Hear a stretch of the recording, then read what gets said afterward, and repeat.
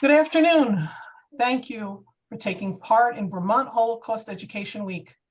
I'm Deborah Steinerman, the president and a founder of Vermont Holocaust Memorial.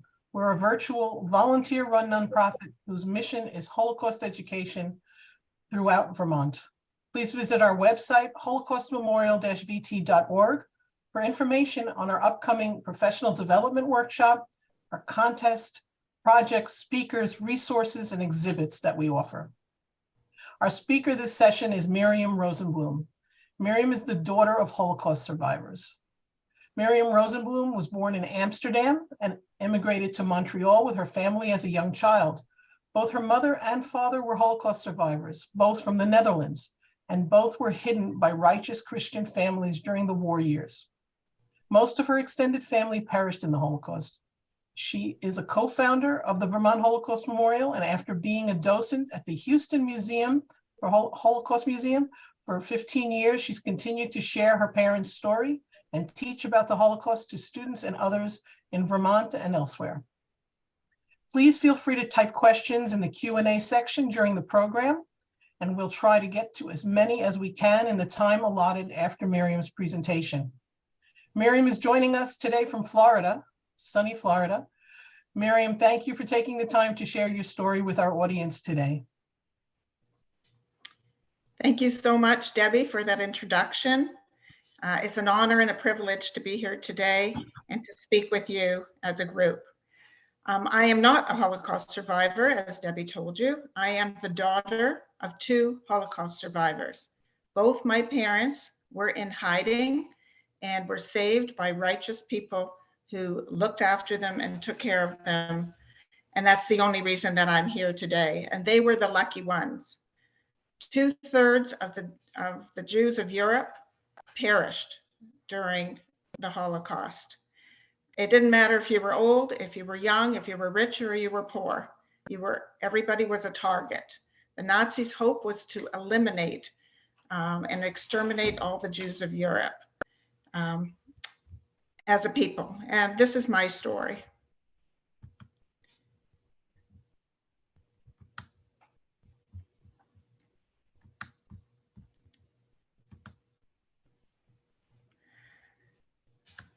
This is a map of the Netherlands. The Netherlands is a small country in the western part of Europe. You can see that it borders on Germany. My family can trace, both on my mother and father's side, can trace their backgrounds to the 1600s. So we were well entrenched in Dutch culture and Dutch life. We were there for centuries. This is a map of the Netherlands. You can see where Amsterdam is in the center of the country. That's where I was born. My father came from a small city called Hilversum, and you can see it's situated just below Amsterdam. My mother came from a town called Zutphen. It was between Apeldoorn and Arnhem, which you can see to the right of Hilversum. It was a medieval town. This is a picture of my mother's family, and it was taken just before they all went into hiding. That's my Aunt Esther on the left. She's only 12 years old in this picture. My grandmother, Elizabeth. My grandfather, Joseph. That's my mother in the black dress sitting on the desk. Her name was Meta. And my grandfather, Emmanuel. And my grandfather, Emmanuel, he had a store in Zutphen. His grandfather also his father had also had a store, so my great-grandfather. And it was a store that sold linens and ladies' clothes and men's clothes and mattresses. And they all lived in an apartment above that store. In the 1930s, the Vomberg family often took in Jews who came over from Germany to the Netherlands. And when Hitler came to power, these families would tell my grandfather about what life was like in Germany at that time, in the 1930s, when the Nazis came to power. And they told about how difficult life was. And with this information, and after the invasion of the Nazis in the Netherlands, my grandfather started to make preparation for the family to go into hiding. Now, my grandfather was a deeply religious man who often volunteered at the synagogue. And when the Nazis invaded the Netherlands, all Dutch Jews were instructed to put a yellow star on their clothing. And on that yellow star, it said Jod, or Jew. And you had one on your, if you were 6 years old or older, you had to wear that star. You had one for your coat and for your inner clothing. And wherever you went, people could see who you were. So it was a way to dehumanize people, to identify people, to segregate people, to give people permission to mistreat you, to humiliate you, to beat you up, whatever they wanted to do. And it was just one of the ways that the Nazis separated you from the rest of the population.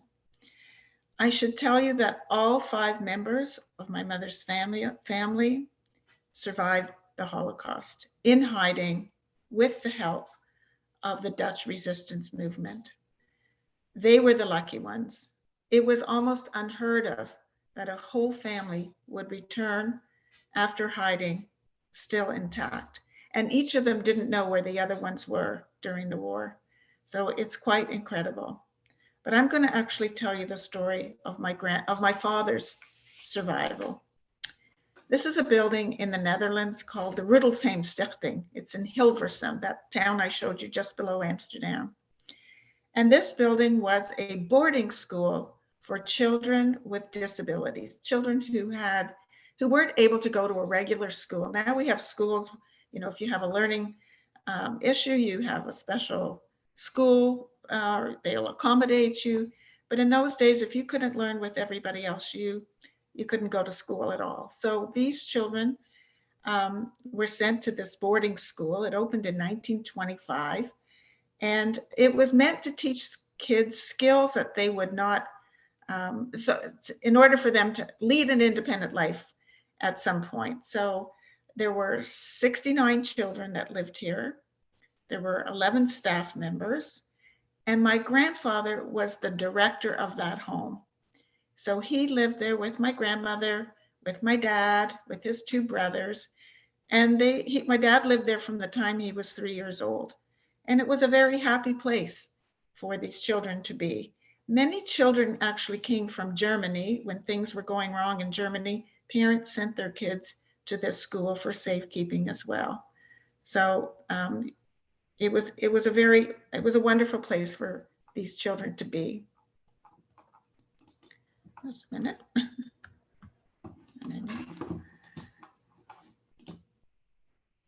This is a photograph of my grandfather. He's lying on the beach here. He's got a suit on and a pipe. And it was a picture taken before the war.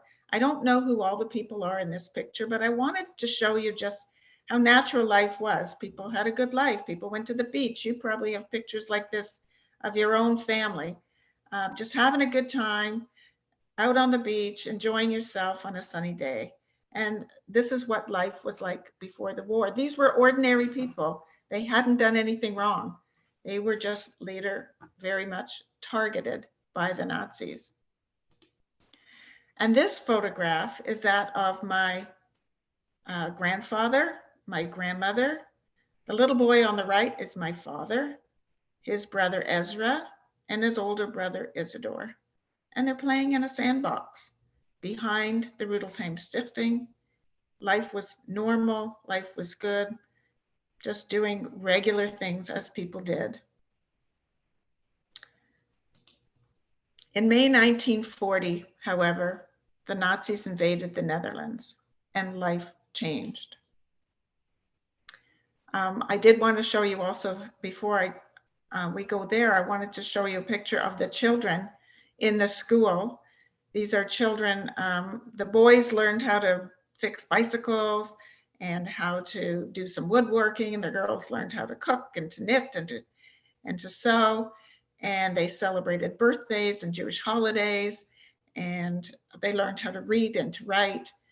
And it was a very, very happy place. And you can see by the faces of these children what life was like in the home. As I said, in May 1940, the Nazis invaded the Netherlands and life completely changed. Things were really hard for them for the first 2 years, but on April the 16th, 1942, 16 trucks rolled up in front of the Rudelsheim Stichting. They threw in all the children, they threw in all the staff, and my grandparents and my father and his brothers, and they moved them to a new location. The Nazis now wanted this building, this school, to be the headquarters for the Nazi regime in the Netherlands. So they moved the children to an old convent. It was called the Monnikenburg, and this sign that you see here is the newspaper announcement that the moving of the Rudelsheim Stichting from this address to this address. And you can imagine how disoriented and how difficult it must have been for the children, not knowing where they were going, what was happening. They weren't, they were, confused. However, 11 months later, the children were then picked up again from the new location at the Monnikenburg on March 19, 1943. All the children, my grandparents, my brother, my two uncles, all the staff, and they were transported to Westerbork, which was a transit camp in the north of Holland. And shortly thereafter, they were all sent on a train to Sobibor extermination camp in Poland and never seen or heard from again. Now, you ask yourself, how did my father avoid being rounded up with all the others? How was that? Well, the story is that my father wasn't home when the Nazis came to round everyone up, but he turned the corner on his bicycle as he was returning to his home and saw the commotion. And my grandmother, the wise woman that she was, said, "I don't know this boy. He doesn't belong here. He's not one of us. He's not a child in this home. I don't know who he is. Get out of here. Run away. Get out." And the Nazis believed him, believed her. And he ran and he left and he wasn't rounded up. And so now he was on the run. And where was he to go? He was all by himself. Now, at that time in the Netherlands, there was a group of people who formed the Dutch resistance movement. And these are people who helped Jews, helped them with falsifying identification cards, finding hiding places, protesting against the anti-Semitic rules and regulations that were being inflicted on them. It was very dangerous work, and these were very, very dedicated people. Well, my father was able to obtain a false ID card. In that time, once the Nazis were now in the government and running Holland or the Netherlands, every Dutch national had to have an identification card if they were over 15 years of age. It had their picture, it had their thumbprint, it had their name, it had where they lived. And if you were Jewish, it had a big J on it. It had a J on the front and a J on the back. And so if you were stopped, if you were walking along and you were stopped, you were easily identified. People knew who you were. They could beat you up, they could take your bike, they could harass you, they could shoot you. So to get a false ID card was critical in order to avoid that. It was very difficult to forge these documents, but there was a group of expert forgers who got blank ID cards, who were able to engage new pictures on these. My father, this is a picture of his false ID card. He has a new name. His name was Menno Denneboom. but his name here is now Nicolas de Jong. He has a new birthday. He has a new thumbprint. He has a new address. And if he was going around from place to place and he was stopped, he could produce this identification card. It was a small thing, but it was just one of the lucky ways he was able to avoid being picked up. So after being on the run and after being in some 26 different hiding places, each time he would go somewhere, someone would keep him for a few days, they'd be afraid. You know, it was very dangerous to hide a Jew. They would send him away, and he went to some 26 different addresses. And finally, he found refuge with a young couple. Their names were Ruli and Hank Mayer. Hank was a salesman who sold curtains. Ruli was a seamstress. They had one daughter, a 5-year-old girl, and they were devout Christian people. And through their church, they decided they wanted to hide Jews. And they took in my father and another young man. For 2 years, he hid there in a coal bin in their kitchen, never betrayed. One of the things my father did while he was in hiding, he learned to be an electrician somehow. Maybe he read books or he was very curious about that. And in this picture, you'll see one of the inventions that my father made. People were not allowed to listen to the radio. It was forbidden. So he devised a transistor in the bottom of a lounge chair. And you could see they've tilted this chair up. That's Ruli and Hank, and I don't know who the other lady is in this picture. And they're listening to the radio from under the chair. I imagine this picture was taken after the war because it would have been very dangerous for that picture to be circulating. This is a picture of me in 1998, a long time ago, with Ruli and her young daughter, also named Ruli. Ruli Jr. and Ruli Sr. And she was an incredible lady. She was a kind woman who went out of her way to take the risk to hide my father. And I had asked her at that time, why did you do that? It was so dangerous. Why would you risk the life of your one and only daughter to hide someone you don't even know? You're such a hero. And she was appalled that I even asked her that question. She said, just to save another life. I did it just to save another life. There's a Talmudic saying that says, if you save one life, it's as if you save the entire world. And that's really what happened with her. And she no longer is living, and neither is her daughter or husband. This is a document, part of a larger document that lists the names of those people who perished from the Rudelsheim Stichting, those people that were taken that fateful day in March of 1943. And you see number 13 is Johanna Denneboom Speer. That was my grandmother. She was 51 when she went into the death camp. And she died on April 2nd, 1943. My uncle Ezra, he was 18. He died on July 2nd, 1943. Isidore, he was also number 15. He was 24 when he perished at Sobibor on March 26th.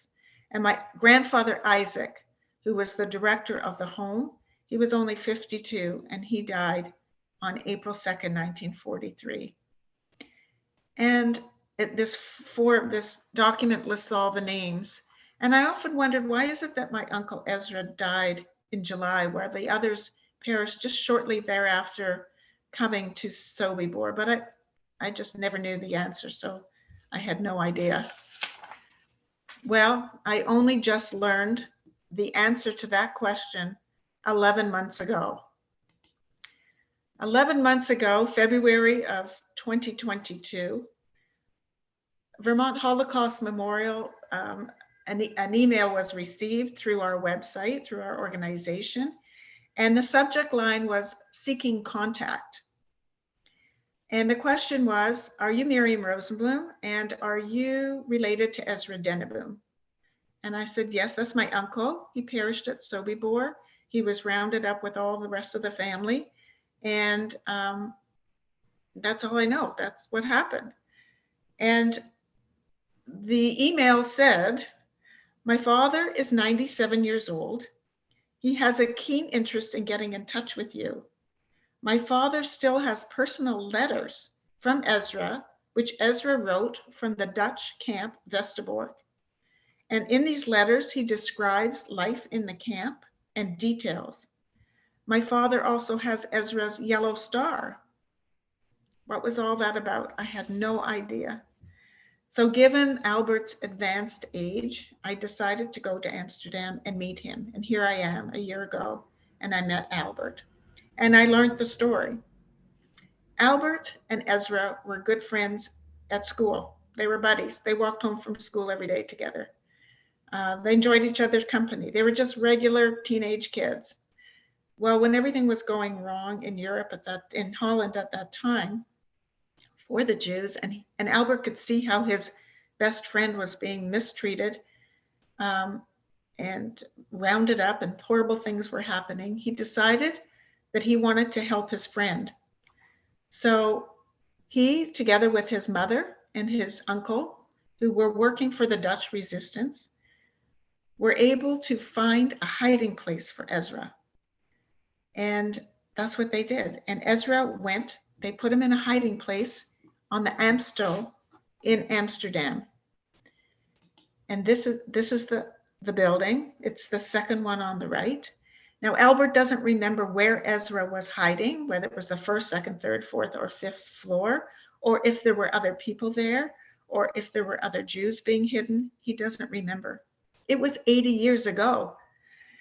And Albert, as a young 17-year-old boy, would go there and visit Ezra. And he dressed with a black hat and a trench coat and a cane and a sign around his neck to say that he was sick, so that if he were stopped, people would want to stay away from him.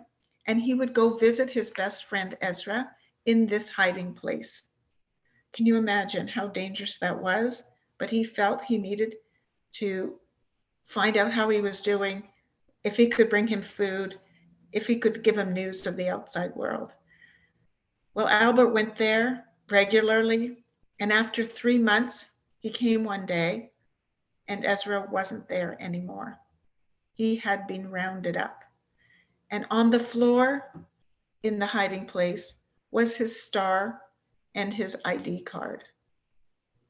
And this is his star and his identification card. But that's not when the communication stopped. Ezra had been rounded up, betrayed, sent to Westerbork, that transit camp in the north of Holland, and they continued to correspond. Ezra wrote that he could send a postcard or a letter every 2 weeks, and so they did that. And in these letters, which Albert saved all these years, Ezra talked about life in the camp, who was there, what his day looked like, how hard he had to work. There were 700 people in his barrack. He wrote that he didn't see his parents, he didn't see his brothers. And it was just so much information in these letters. And he also asked Albert if he could send him some food, some warm clothes, some other articles. And Albert did that. These little pieces of paper show the post receipt from the post office. He sent them to Westerbork. Ezra said that he received the package, but we never know if everything was in the package. And I'm sure these letters were written in a very cryptic fashion because I'm sure they were censored. The last letter that Ezra wrote was on June 28th, 1943. And we know that he perished in Sobibor on July 2nd, 1943. In his last letter, Ezra writes that he thought he might be going on the next train, but he didn't know for sure. It was almost as if he had no clue where he was going, but the trains would leave regularly, and he wrote, I think I might be on the next train. I asked his son, Albert's son, why did Albert keep this inside him all this time? He didn't even tell his own family. And this is what Albert wrote me. He wrote, "Firstly, during the war itself, anything you knew could be fatal to you and the ones around you. So forgetting as much as you can was a mantra. In case you got tortured, you could betray others, and therefore knowing as little as possible was a protection for the people around you. And after the war, there was the national spirit of rebuilding this country. The past is the past, and let's move on." And everyone had a hard time, right? Well, being silent was a sign of love for the ones who lived on. People wanted to protect their beloved ones and from what they experienced themselves. So he kept this inside him for 80 years and only now decided to share it.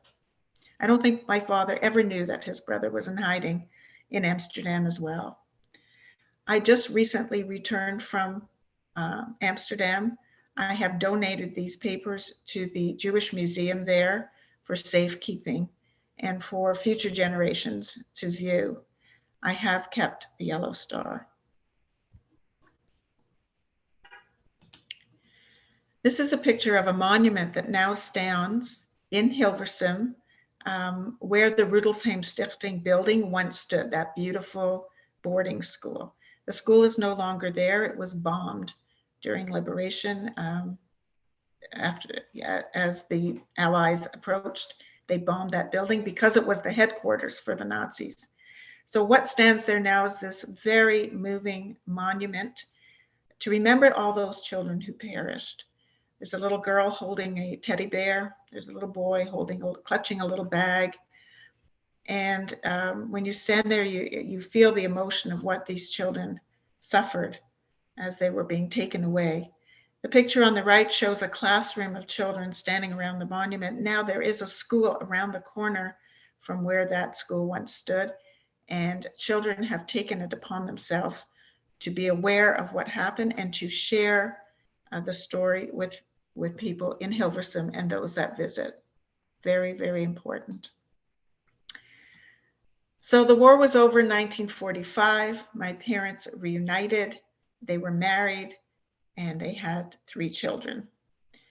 And my grandmother really felt that things were, it was possible that the Nazis would invade again, or that things were going to go wrong in Europe again. And they really wanted my parents to leave the Netherlands to find a new home. Well, my parents could have gone to Israel. That's me being held by the flight attendant there. It's a little baby. They could have gone to Israel. They could have gone to Australia. They could have gone to South Africa or the United States, but they managed to get visas to come to Canada. So we immigrated to Montreal.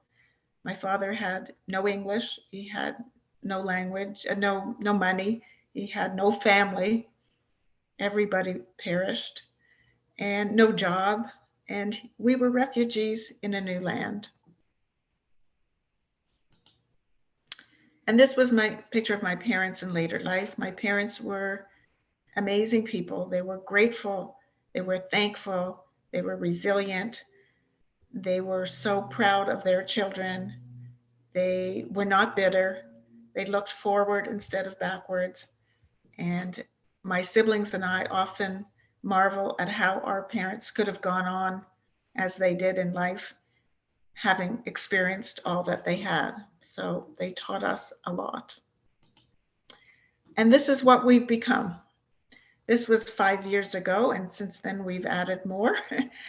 So can you imagine you save the life of 2 people, and this is what your family looks like just a generation later? My parents had 3 children. Each of us had 3 children, and my parents would have had 19 great-grandchildren.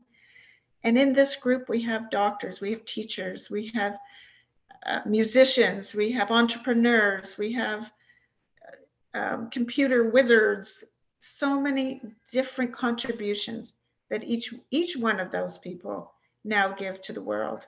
Can you imagine what would have been, what could have been, what should have been had the others been saved or not persecuted?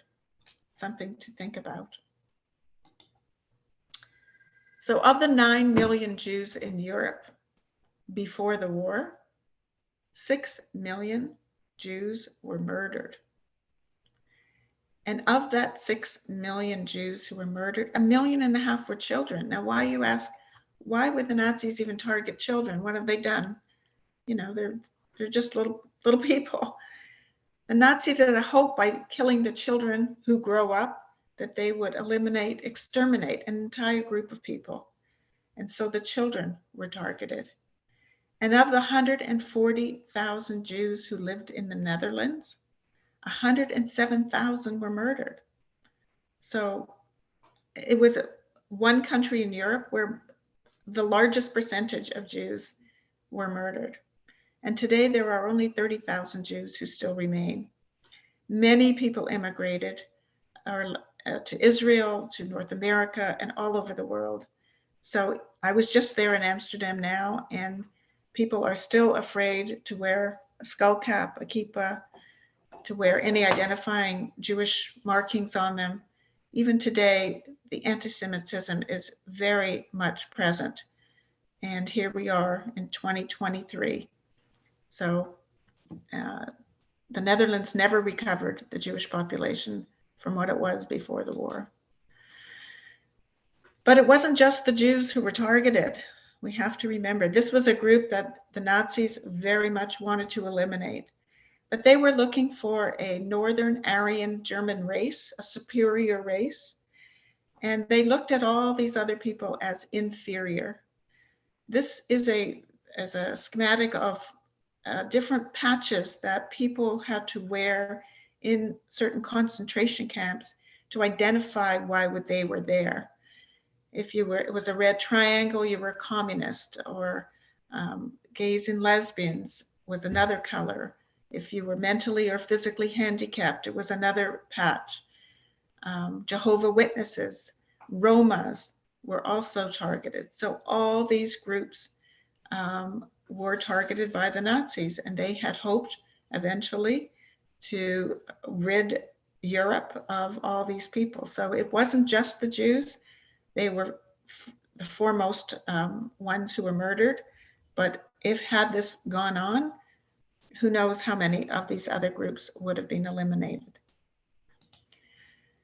So we ask ourselves, what role do we choose? Like, who are we today? Are we the victims? Right now, there are many people who are the victims. There are many groups that are marginalized. We see it every single day. We see it in our towns and villages. We see it in our state. We see it in our country. We see it in our world. Many different groups are being targeted as the victims for hatred. We certainly don't want to be the perpetrators. We're not the bully. We're not the person who mistreats any one of these groups. But are we the bystander? Are we the one that says, they're not coming after me, no one's going to bother me, I'm going to be just fine, I'm just going to turn the other way because I'm fine, nobody's coming after me at the moment? Are we that person? As many people were in Europe at that time. Most people saw the trains going by filled with people, and they were coming back empty. Did anybody ask, where were those trains going? Where did all those people go? How come they're not coming back? These were the bystanders, people who did not stand up, did not say anything. Or are we the rescuer? Are we that upstander? Are we that Albert Fischer or Henken Ruli Mayer? These people took tremendous risks, but they helped people in need. They made a difference. They saved a life. But you know, there are situations in your life that are just not as dangerous as these people had to endure.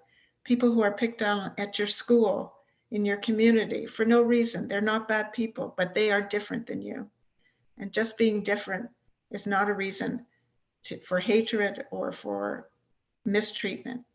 So that's the whole reason we talk about this. And that's the whole reason that I'm here today, is because of those rescuers and upstanders who were able to help my parents hide and save their life.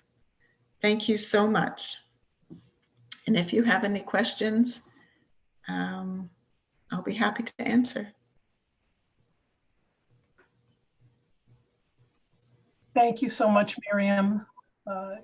Your family's story is so touching, and the lessons to be learned from that are so very important.